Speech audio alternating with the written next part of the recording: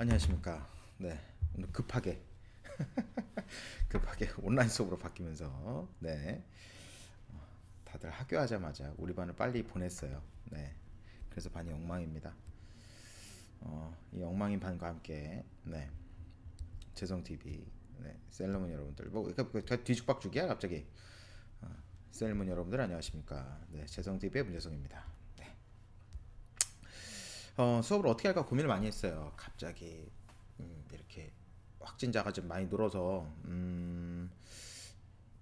수업을 좀 어떻게 진행해야 될까, 예비 고일 과정 하던 거를 마저 해야 될까, 아니면 진도를 마저 빼야 될까 고민을 좀 했는데, 일단은 단원 나가던 것만 정리하고 그 다음에 우리 뭐야, EBS 뉴런 7단원 그거는 꼭 해야 돼서 그거 좀 진행 좀 하도록 할게요. 알겠죠? 그럼 우리가 지난 시간에 어디까지 했었냐 봤더니 광합성까지 얘기를 했었더라고요. 광합성, 세포에 있는 기관, 소기관 중에 엽록체가 하는 거 광합성, 그리고 오늘 우리가 얘기할 것은 세포 내에 들어있는 미토콘드리아가 하는 일이 세포 호흡을 담당하고 있죠. 그래서 세포 호흡이 어떻게 이루어지게 되는지 그거에 대해서 좀 얘기를 나눠보도록 하겠습니다. 그 다음에 염색체, DNA에 대해서 조금 고등학교 과정 좀 섞어서 얘기해 볼게요. 그 정도까지는 이해할 수 있을 거라고 선생님 혼자 예상하고 수업해 보겠습니다. 네. 자연스럽게 안 넘어가는구만. 오늘 이제 호흡, 여기서 이제 식물세포랑 같이 묶여있기 때문에 식물의 호흡이라고 나와 있는데 실제로 동물의 호흡과 큰 차이는 없어서 그냥 진행을 좀 해볼게요. 여기 보면 호흡이라고, 안 돼. 큰일 났다. 잠깐만요. 화면을 잠깐만. 왜냐면 이게 펜슬이 배터리가 다 됐나봐요. 배터리를 좀 충전하면서 내 이럴 줄 알았어. 이 화면을 통해서 간략하게 좀 얘기를 좀 할게요. 우리가 동물의 호흡 같은 경우에는 이제 외부 호흡, 그게 뭐냐면 바깥의 외부의 기체를 우리가 필요한 기체를 받아들이고 필요하지 않는 기체를 이제 내뱉는 요거를 이제 외부 호흡이라고 얘기를 많이 하죠. 그래서 외부 호흡과 내부 호흡인데, 내부 호흡은 이제 세포 호흡이 됩니다. 그러니까 외부 호흡은 외부와 접촉하는 것이 외부 호흡이 되고요. 우리가 필요한 기체가 이제 산소죠. 산소를 받아들이게 되고 불필요한 기체인 이산화탄소를 내뱉게 되는 것이 이제 외부 호흡이 되는데, 이건 어디를 통해서 이루어지냐면 폐를 통해서 이루어지게 되죠. 그죠? 폐가 늘었다 줄었다 하면서 기체가 들락날락 하게 됩니다. 그럼 이제 폐를 통해서 들어온 기체가, 잠깐만, 또 에코가 났어요. 폐를 통해서 들어온 기체가 폐에 이제 폐포라는 기관이 있죠. 폐포, 이렇게 포도송이처럼 생긴 데가 있는데, 여기에 무수히 많은 모세혈관들이 둘러싸여 있습니다. 그럼 이 모세혈관을 통해서 산소가 모세혈관 쪽으로 들어가게 되고, 모세혈관에 있던 이산화탄소가 바깥으로 빠져나오게 됨에 따라서 우리 폐포라고 하죠. 폐포 안에 있던 이산화탄소가 바깥으로 배출되게 됩니다. 물론 이산화탄소만 배출되는 건 아니에요. 산소도 어느 정도 배출되고요. 그리고 들어올 때도 어느 정도 농도의 이산화탄소 농도가 이제 폐를 통해서 들어오게 되는데, 농도를 비교해 봤을 때 폐포 안에 있는 산소의 농도, 그리고 바깥에 있는 산소의 농도를 비교했을 때 바깥에 있는 산소의 농도가 더 높아요. 이렇기 때문에 우리가 폐 안으로, 폐에 둘러싸고 있는 모세혈관으로 산소가 들어가게 되는 것이고, 폐를 둘러싸고 있는 모세혈관의 이산화탄소 농도와 바깥의 공기 이산화탄소 농도를 비교했을 때 바깥의 이산화탄소 농도가 낮아요. 이쪽이 더 높아요. 그럼 여기 있는 이산화탄소가 이렇게 바깥으로 나가게 됩니다. 이거 우리가 확산이라고 하게 되는데, 지금 나온지 한번 볼게요. 이제 나와요. 급하게. 이것도 급하게 수업을 하게 돼갖고 미처 준비를 다 못했어요. 얘는 왜 안 꽂혀? 됐습니다. 자, 나온지 볼까요? 짠, 자, 나왔습니다. 다행히도. 자, 호흡이라고 하는 것은 산소를 이용해서, 이건 이제 내호흡이 됩니다. 세포에서의 호흡, 알겠죠? 세포에서 호흡이 여기서 이루어지게 되는 것이고요. 유기물을 분해해서 필요한 에너지를 얻는 과정이 호흡이 됩니다. 지난번에 우리가 광합성은 정반대였어요. 그죠? 빛, 에너지를 이용해서 뭘 만드는 거예요? 유기물을 만드는 거. 포도당. 그죠? 이걸 만드는 것이 광합성이 됐었고요. 호흡은 그거와 정반대가 됩니다. 여기서 이제 빛 에너지가 아니라 그냥 에너지가 되겠죠. 그죠? 유기물을 가지고 다시 에너지로 바꿔 쓰는 것을 우리는 호흡이라고 하게 됩니다. 이때 필요한 것이 산소가 되는 것이고, 광합성 같은 경우에는 유기물을 만들어낼 때, 포도당을 만들어낼 때 반대로 산소가 배출되게 되죠. 그죠? 그래서 식은 정확하게 정반대입니다. 포도당 더하기 산소가 물 더하기 이산화탄소 에너지가 되는데, 이 에너지를 제외하고요. 이렇게 화살표가 정반대가 되면 광합성이 되는 거예요. 이렇게 반대가 되면 광합성. 알겠죠? 그래서 포도당은 광합성 결과 생성되었죠. 그죠? 동물과 같은 경우에는 광합성을 하지 못하니까 이걸 어떻게 돼? 외부로부터 이제 섭취를 하게 되죠. 외부로부터 이거를 섭취해서 이걸 가지고 뭡니까? 저기 에너지를 쓰게 되겠지. 그죠? 포도당. 이렇게. 자, 그리고 산소가 필요하게 됩니다. 산소는 쉽게 얘기하면 산화시키니까 태우는 역할이 되는 거예요. 태우는 역할. 그래서 우리가 이제 물건을 태울 때도 산소가 필요하잖아요. 그래서 호흡도 뭐냐면 이 포도당을 태우는 겁니다. 포도당을 장작이라고 생각하면 되고요. 여기에 산소를 집어넣어서 얘를 태우는 역할을 하게 됩니다. 태우는 역할. 그래서 얘를 굉장히 천천히 태우기 때문에 에너지가 지속적으로 이제 만들어지게 되는 것이고요. 이걸 빨리 태우면 이제 불이 나는 거야. 빨리 태우면 불. 근데 우리 몸에서는 불은 안 나죠. 그죠? 여러분들 그거 배우지 않았습니까? 빠른 산화, 느린 산화. 그죠? 빠른 산화는 산소가 빨리 붙는 거. 그죠? 산소 붙는 속도가 빠르면 빠른 산화. 천천히 붙으면 느린 산화. 그죠? 요거 우리 2학년 때 배웠죠? 배웠죠? 그죠? 배웠을 거예요. 그죠? 자, 그래서 산소는 광합성 결과 생성된 산소를 이용하거나 잎의 기공을 통해서 공기 중에 흡수하게 됩니다. 선생님이 지난 시간에 그 얘기 했었어요. 광합성 할 때 만들어진 산소를 그냥 버리지 않는다고. 광합성 할 때 만들어진 산소는 그냥 다 버리는 것이 아니라 내 몸에 호흡할 때 쓴다고. 그죠? 그래서 전체 다 배출하지는 않습니다. 자, 그래서 호흡이 일어난 장소는 살아있는 모든 세포에서 어디서 일어나냐면 미토콘드리아에서 일어나요. 미토콘드리아에서 이것이 일어나게 됩니다. 그러니까 미토콘드리아를 가지고 있는 세포는 호흡을 하게 되고요. 그리고 유독 미토콘드리아가 많은 세포들이 있어요. 얘네들은 호흡을 굉장히 활발하게 하고 에너지를 엄청 많이 씁니다. 대표적으로 미토콘드리아가 가장 많은 세포가, 그러니까 미토콘드리아가 좀 많은 세포, 가장 많다기보다 좀 많은 세포가 뭐냐면 바로 정자예요. 정자 이렇게 생겼죠. 그죠? 그럼 얘는 어떻게 꼬리를 계속 움직여 왔다 갔다 움직이면서 얘는 앞으로 헤엄치면서 막 가야 돼요. 꼬리를 막 움직이면서 그럼 엄청나게 많은 에너지를 쓰게 되겠죠. 그죠? 엄청나게 많은 에너지. 그러면 이 에너지를 쓰기 위해서는 에너지를 만들어주는 애가 필요해. 그게 바로 뭐가 되는 거야? 미토콘드리아가 되는 거야. 그래서 이 정자에는 많은 미토콘드리아가 들어 있습니다. 일반 세포보다 더 많은 미토콘드리아가 들어 있어요.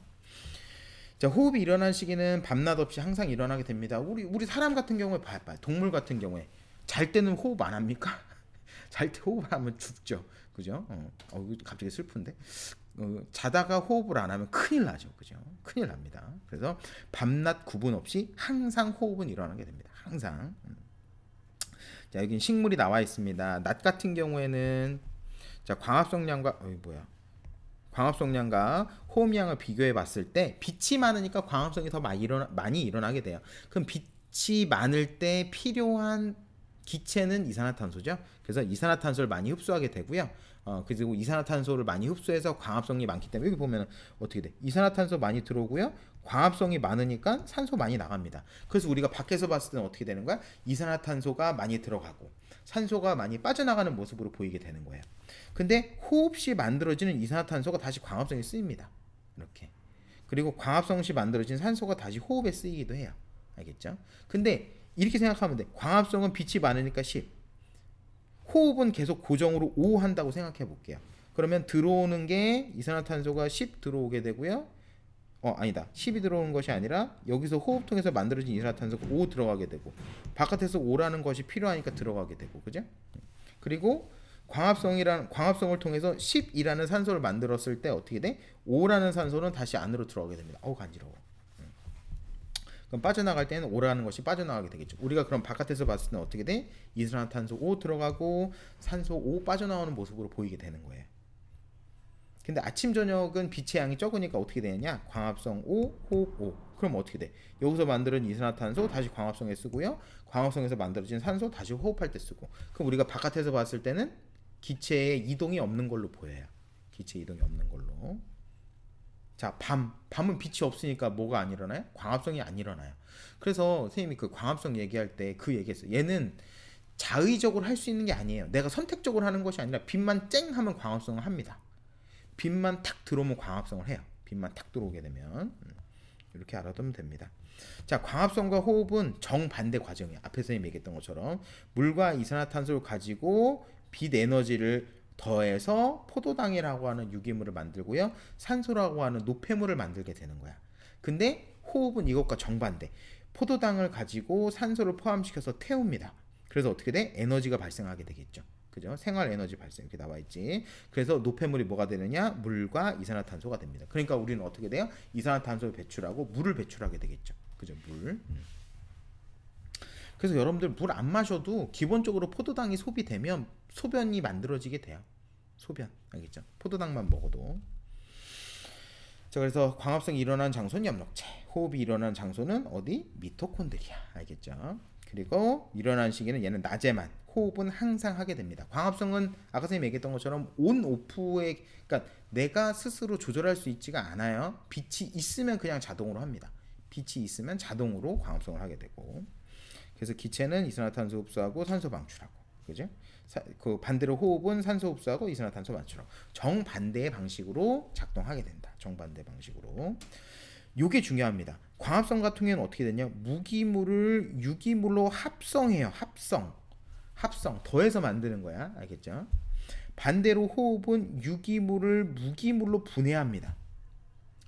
그러니까 이렇게 유기물 무기물이라고 표현하면 조금 어려운데 이렇게 생각하면 돼요. 광합성은 저분자 물질, 분자의 크기가 작은 것들을 막 합쳐갖고 큰 상태로 만들어요. 이게 광합성이에요. 광합성. 호흡은 어떻게 되냐면 이 큰 분자를 막 쪼개서 작은 분자로 만드는 것이 바로 호흡이 됩니다. 알겠죠? 작은 분자를 합쳐서 크게 만드는 것은 광합성. 큰 분자를 쪼개서 작은 분자로 만드는 것은 호흡. 알겠죠? 그래서 광합성은 에너지를 저장합니다. 흡수하게 되는데 무슨 에너지를 흡수해요? 여기 빛 에너지. 그죠? 그리고 호흡은 어떻게 돼? 막 쪼개가지고 얘가 가지고 있던 에너지를 바깥으로 막 내뿜게 합니다. 에너지가 방출되죠. 발생하게 되는데 이게 무슨 에너지 발생하는 거야? 생활 에너지를 발생하게 돼요. 생활 에너지. 그죠? 생명체가 살아가는 에너지로 방출하게 됩니다. 알겠죠? 이것이 광합성과 호흡의 차이가 돼요. 잠깐만 치웁시다. 이제 삭제. 자, 그러면 우리가 호흡까지 좀 얘기를 좀 했고요.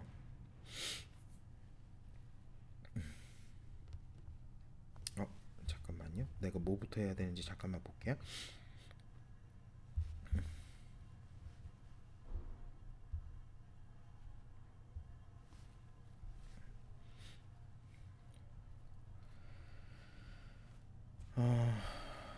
여기 염색체에 대한 내용이 좀 나와 있더라고요. 염색체와 DNA. 그래서 요거부터 좀 얘기를 좀 해보겠습니다. 우리 염색체 우리가 얘기를 했었죠. 염색체라고 하는 것은 뭐라 했어요? 염색되는 물체. 그죠? 그럼 이 염색체는 어디 있다 그랬어요? 선생님이 핵 안에 있다 그랬어요. 핵. 그죠? 핵 안에 들어있는 염색되는 물체가 되는데 우리가 핵 안에 있는 물질은 뭐라 했어요? 유전 물질이 들어있다라고 앞에서 얘기를 했었어요. 그러면 즉 이 염색되는 물체의 염색체는 곧 뭐야? 유전 물질이에요. 유전 물질. 자, 그래서 염색체 거기 보게 되면 우리 다 배웠던 내용이 되겠죠. 자, 세포가 분열할 때 핵 속에 있는 염색체가 응축되면서 나타나는 막대 모양 그죠? 뭐 줄줄줄줄줄 돼 있는데 우리 뭐라고 배웠어요? 풀어져 있는 염색체가 꼬여서 나타나는 그죠? 풀어져 있는 실을 꽈서 실 뭉태기로 만드는 것을 염색체라 그랬었어요. 그죠? 염색체. 그래서 얘가 풀어지면 염색사. 원래 우리가 발견되는 순서로 따지면 뭐가 먼저 발견됐다고? 염색체. 그 다음에 발견된 것이 염색사. 그 다음에 발견된 것이 DNA. 알겠죠? 그래서 원래는 이대로 지금 여러분들 그 여기 나온 설명대로는 원론이고요. 실제로 발견된 순서는 염색체 발견되고 그 다음에 염색사 발견되고 그죠? 염색체가 응축된다는 거죠. 여기 꼬였다는 얘기야. 이렇게 베베베베베 꼬여갖고 나타나는 막대 모양의 구조물을 우리는 염색체라고 하는데, 근데 우리는 막대 모양이라고 그림을 안 그리고 보통 이렇게 그리죠. 이렇게. 그죠? 왜냐하면 우리가 현미경으로 관찰했을 때는 이 모양으로 보이기 때문에. 그죠? 근데 실제로는 어떤 상태라고 그랬어? 이 상태라고 그랬죠. 그러니까 무슨 모양? 막대 모양의 구조물이라고 얘기를 하는 거예요. 자, 그리고 DNA와 히스톤 단백질로 이루어져 있다 그랬는데 요 그림을 가지고 좀 볼게요. 여기 보면 요게 이제 우리 이렇게 표현하는 거 있죠. 이렇게. 요게 이제 DNA가 되겠지. 요 모양이 이렇게 돼 있는 것이고요. 요게 이제 DNA 모양이 되고요. 이 DNA에 동그란 단백질, 구형 단백질이 붙어요. 요걸 우리는 히스톤 단백질이라고 합니다. 히스톤 단백질.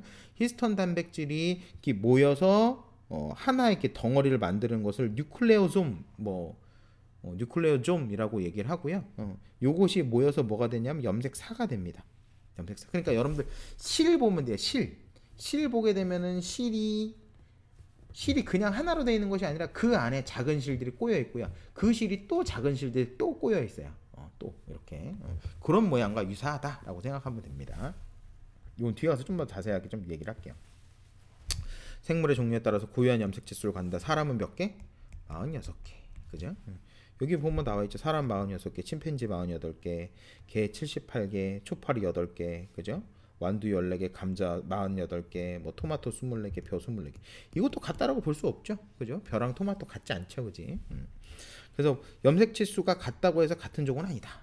그래서 선생님이 지난번에 수업 시간에 뭐라 했어요? 개랑 감자랑 같은 종 아니죠? 그죠? 그래서 염색체 수랑은 관계가 적다. 알겠죠? 염색체 수랑 관계가 적다. 그래서 염색체 수가 같더라도 종이 다르면 염색체 크기와 모양, 유전자의 종류 등이 다르다. 그리고 이 안에 들어있는 정보의 양이 달라요. 그 쉽게 얘기하면 선생님이 그때 얘기했었죠.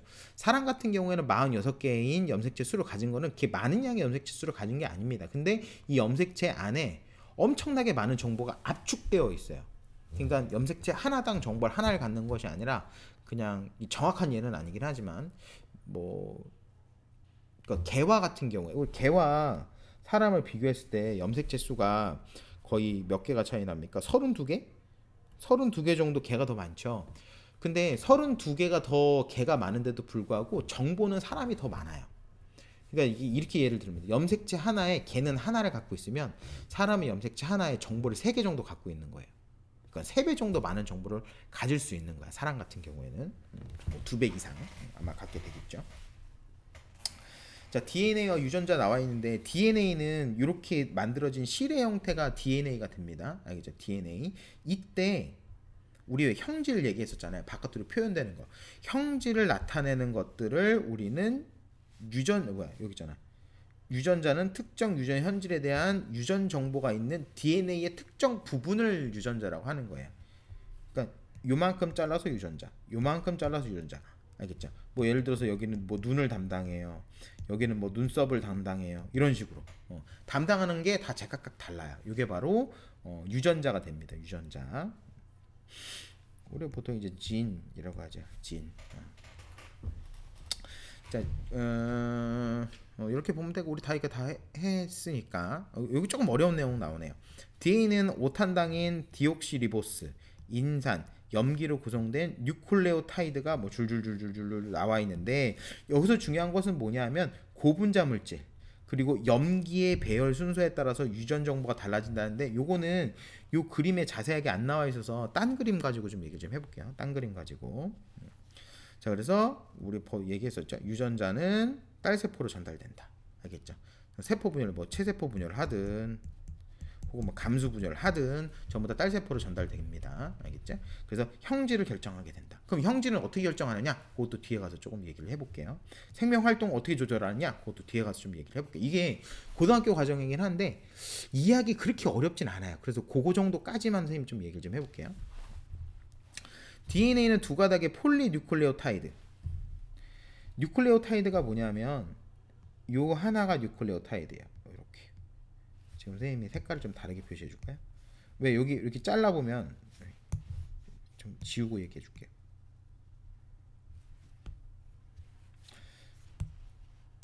자, 여기 보면은 이렇게 파란색 부분이 있고요. 녹색 부분이 있죠. 그죠?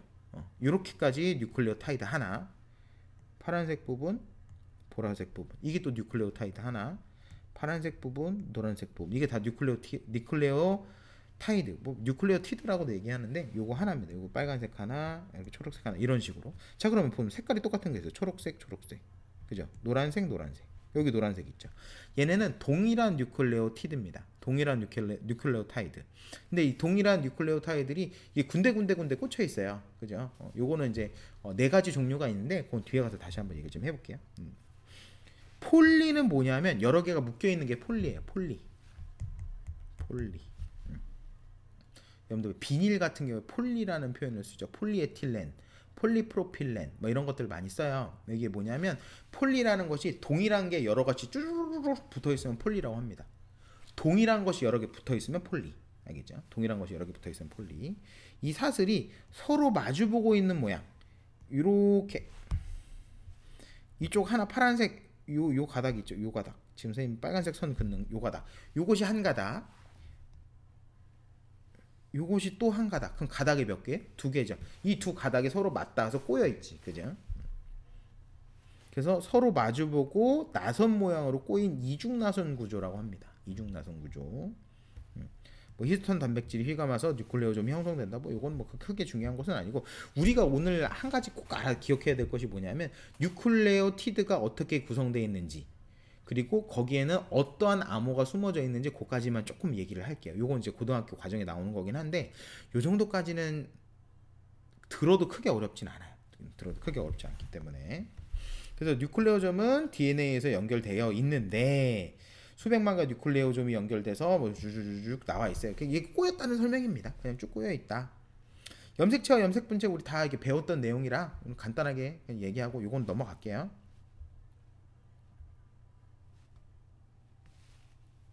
여기 참 중요한 게 나와 있네요. 세포 분열 시 염색체가 왜 응축되는지, 왜 염색체로 응축되는지. 평상시에는 얘가 막 돌아다니면 안 되기 때문에 유전자 손상되는 거 맞고요. 유전 물질이 균등하게 나뉘어서 들어가도록 하는 것이 가장 주목적이 됩니다. 가장 주목적이 돼요. 그럼 왜 평상시에 왜 꼬여 있진 않냐? 꼬여 있으면 선생님이 뒤에서 얘기하는 일 하는 게 되게 어려워요. 뒤에서 하는 일이 되게 어렵기 때문에 그래서 일부러 꼬아놨습니다. 자, 이거 가지고 얘기를 해볼까요? 자, 유전자에 대해서 좀 얘기 좀 해볼 건데 이 유전자가 형질을 표현한다. 유전자에서 뭐가 나타나냐면 형질이 나타나게 되는데 형질은 뭘 통해서 나타나냐면 단백질을 통해서 나타나게 돼요. 그러니까 우리 몸에서 어떤 단백질을 만드냐에 따라서 형질이 다르게 나타나게 됩니다. 이것도 이후 수업 시간에 얘기를 했었죠. 그죠? 색깔을 표현하는 데 있어서 빨간색이 나타난다는 얘기는 빨간색 단백질을 만드는 것이고요. 그리고 뭐 눈동자의 색깔이 뭐 갈색이야. 그럼 갈색 단백질을 만드는 것이고 머리카락이 꼬여 있어요. 그럼 머리카락을 꼬는 단백질 이건 아니다. 그거는 여기 저기다. 그 모낭의 모양입니다. 그러니까 모낭의 모양을 결정짓는 단백질도 뭘 통해서 만들어지냐면 유전자를 통해서 만들어지는 거예요. 굉장히 다양한 유전자들이 있는데 앞에서 선생님이 얘기했죠. 굉장히 다양한 유전자들이 있는데 이 유전자들이 만들어내는 단백질이 다 제각각 달라요. 그럼 이 단백질에 의해서 뭐가 결정되냐면 구조가 바뀝니다. 혹은 색깔이 바뀐다든지. 그러면 이거에 의해서 뭐가 바뀌느냐? 얘가 하는 일이 바뀌어요. 표현되는 것이 바뀝니다. 알겠죠? 그래서 유전자는 결과적으로 뭘 하냐? 단백질을 만드는 거예요. 근데 이 단백질을 만드는 애가 세포에 있는데 그거는 여러분 중학교 단원이 안 나와서 여러분 고등학교 때 보니까 그게 나오더라고요. 그래서 그거는 명칭이랑 얘가 하는 모습은 그때 가서 좀 배우도록 할게요. 내가 얘기하는 거는 조금 어려워서 지금 선생님이 얘기하는 거 뭐 어려운 건 아닌데 굳이 중학교 정도까지만 얘기하면 될 것 같고요. 여기 아까 선생님이 뭐야? 깜짝이야. 갑자기 선생님 얼굴이 사라졌어요. 자, 여기 보게 되면 여기 보면 DNA가 있어요. 붉은 꽃 유전자. 그럼 얘는 결과적으로 뭐야? 붉은색 꽃을 만들어내는 유전자가 되는데 그럼 얘가 어떻게 하느냐? DNA에서 단백질을 만들어요. 뭘 만드느냐? 붉은색소 합성 효소라고 하는 단백질을 이 DNA에서 만들어요. 그럼 어떻게 하냐면 색깔을 만들어내는 것을 이 효소를 통해서 빨간색으로 바꾸는 거야. 그럼 얘가 하는 일은 뭐냐면 빨간색을 만드는 것이 아니라 빨간색으로 전환시키는 단백질을 만드는 거예요. 빨간색으로 전환시키는 단백질. 알겠죠? 빨간색으로 전환시키는 단백질. 그래서 여기 확대해서 봤더니 붉은색 곳에 이 안에 확대해서 봤더니 세포 안에 붉은색 알게인가 있는데 이 붉은색 알게인은 뭘 통해서 만들어졌느냐? 원래는 흰색이었는데 효소를 거치면 얘가 빨간색으로 변하는 거예요. 효소를 거치면. 알겠죠? 그래서 이 과정을 이 효소를 만들어내는 것이 바로 뭐냐면 이 DNA가 만드는 겁니다. DNA가. 알겠죠? 자, 여기서 보게 되면 단백질이 합성되고 그리고 단백질의 형질이 나타나는 과정을 형질 발현이라고 하게 되는데 여기서 중요한 것은 뭐냐면 단백질에 의해서 나타나는 거예요. 근데 이 단백질은 누구에 의해서 만들어진다? 유전자에 의해서 만들어진다. 유전자. 알겠죠? 유전자에 통해서 뭘 만들어지게 되냐면은 단백질을 만들게 된다. 그래서 특정 유전자를 가지고 있으면 특정 형질이 나타나게 돼요. 왜 그래서 왜 그 뭐야 우리 뭐 생명 유전 막 이런 거 있잖아요. 이런 거는 유전자의 특이사항이 발생한 거야. 그래서 어떤 단백질을 더 만드는 경우도 있고요. 반대로 어떤 단백질을 못 만드는 경우도 있어요. 그래서 단백질을 더 만들거나 단백질을 못 만들거나에 따라서 우리가 나타나는 형질이 바뀌게 됩니다. 그래서 생물마다 형질이 다른 것은 뭐가 다르기 때문에 유전자가 다르기 때문에 여기 그게 안 나왔네요. 그럼 아까 거 가지고 좀 얘기를 좀 해볼까요? 난 여기 지금 포함되어 있는 줄 알았는데. 그럼 아까 선생님이 그 정보가 여기 숨어 있다 그랬잖아요. 어디 갔어요? 어디 갔습니까? 그거까지만 얘기하고 끝낼게요. 어머. 반응식, 광합성, 공유결합, 이온결합, 상가연기, 염색체. 요까지만 얘기하고 끝낼게요. 아까 여기 색깔 보면은 빨간색, 초록색, 노란색, 보라색 이렇게 네 가지 색깔이 있어요. 그죠? 그래서 이 유전자 안에 정보를 저장할 때는 네 가지 형태로 저장합니다. 네 가지 암호로. 그래서 아까 선생님이 뉴클레오티드가 네 가지가 있다 그랬어요. 네 가지. 어떻게 있냐면 A라는 것과 T라는 것과 C라는 것과 G라는 것만 있어요. 네 개. 근데 이 네 개의 순서 가지고 결정됩니다. 개수가 아니라 순서. A 다음에 T가 올 거냐, T 다음에 C가 올 거냐, C 다음에 G가 올 거냐, 혹은 G 다음에 뭐 A가 올 거냐, A 다음에 다시 T가 올 거냐, T 다음에 또 T가 올 거냐, 뭐 T 다음에 또 T가 올 거냐, 아니면 A가 올 거냐, 이런 식으로 이 순서에 의해서 만들어지는 단백질의 종류가 바뀌어요. 만들어진 단백질 종류. 자, 근데 여기 여러분들 결합하는 거 양식 잘 보세요. 초록색은 항상 노란색과 결합합니다. 보라색은 항상 빨간색과 결합해요. 봐봐. 보라, 빨강, 보라, 빨강, 보라, 빨강, 보라, 빨강. 녹색은 항상 노란색과 결합해요. 녹색, 노란색, 녹색, 노란색. 그죠? 녹색, 노란색, 녹색, 노란색. 종류는 4개인데 A는 항상 누구랑 결합하냐면 T랑 결합합니다. C는 G랑 결합해요. 그럼 반대로 얘기하면 T는 누구랑 결합해? A. 그럼 G는 누구랑 결합해? C랑 결합합니다. 그래서 이렇게, 그러니까 얘의 모양이 뭐냐면 만약에 초록색이 A예요. 초록색이 A야. 그럼 노란색은 무조건 뭐여야 돼? T.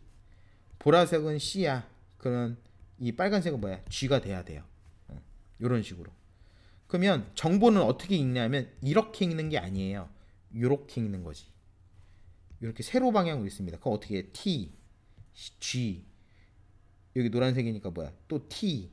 여기 빨간색이니까 뭐야? G. 초록색이니까 A. 한번 이거 써볼까요? G. 여기 노란색이니까 뭐예요? 노란색 아까 뭐라 했어? T. 초록색 A. 보라색 C. 이런 식으로. 그럼 얘 정보는 뭐가 돼? T, G, G, A, T, A, C 이렇게 되는 거예요. 요거 가지고 단백질이 만들어지게 되는 거예요. 요 정보 한 가닥의 정보 가지고 만들어지게 돼요. 그럼 다른 가닥은 뭐하냐? 다른 가닥도 똑같이 단백질을 만들 때 참여합니다. 얘도 참여하게 돼요. 아니다. 얘는 참여하는 게 아니라 얘는 카피본으로 남아 있습니다. 카피본으로 나중에 그거는 여러분들 고등학교에서 좀 더 심화할 때 좀 더 자세하게 다룰 겁니다. 트랜슬레이션, 트랜스크립션 뭐 이렇게 얘기하는데 그것까지 얘기하는 거 좀 아닌 것 같고요. 그래서 오늘은 여기까지 하면은 6단원이 끝나요. 6단원이 끝나서 내일은 다음 시간은 우리 정규 수업 진행하겠습니다. 정규 수업 맨 앞부터 다시 할게요. 맨 앞부터 아직 수업 안 들은 친구들이 있어가지고 맨 앞부터 다시 좀 진행을 하겠습니다. 7단원 처음부터 알겠죠? 7단원 처음부터 교재를 꼭 준비해 주길 바랍니다. 교재 없다고 학교에서 징징징징징 됐었는데 집에 가면 이제 있잖아. 그죠? 집에 가면 있으니까 그거 가지고 우리가 수업 진행해 보도록 하겠습니다. 셀먼 여러분들 고생 많았습니다. 내일 봅시다. 안녕. 내일 맞죠? 내일 봅시다.